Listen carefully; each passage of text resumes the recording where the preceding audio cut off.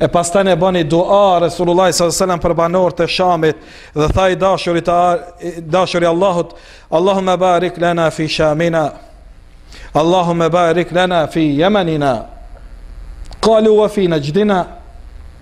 Tha o Zot, bekoje Shamin ton, o Allahu im bekoje Yemenin ton, edhe Shamin edhe Yemenin bani dua Resulullah sallallahu alaihi wasallam. Qalu wa fi Najdina, than edhe Nejdin ton. Nejd është quajt Iraku i sotshëm. Tha pejgamberi alayhis salam, Allahumma barik lana fi Shamina, Allahumma barik lana fi Yemenina. Zot beko Shamin ton, beko Yemenin ton. Qalu ya Rasulullah wa fi Najdina, bën dua edhe për Irakin ya Rasulullah. Qala Allahumma barik lana fi Shamina, Allahumma barik lana fi Yemenina. Zot beko Shamin, o Zot beko Yemenin ton.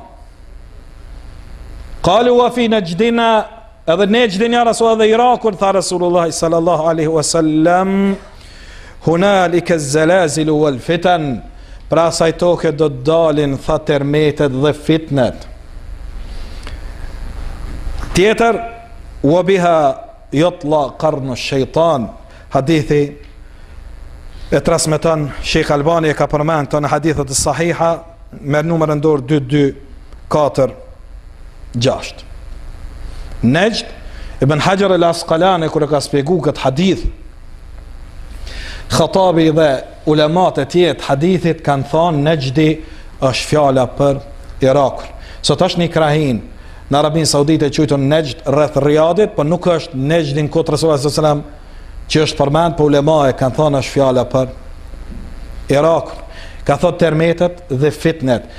Të gjitha sektet, Kaderi, Murgji, Gjebri, Shejtani, çka ka pas, e kanë pas prej ardhen prej tokës së Irakut. Dhe Resulullah sallallahu alaihi wasallam tha, brinat e shejtanit dalin prej anet. Shumica e fitneve tha vin prej andejt. Me po kjo s'do të thotë se në Irak nuk ka musliman të mirë, burra të mirë, pse nuk është tokë e bekume. Asësi,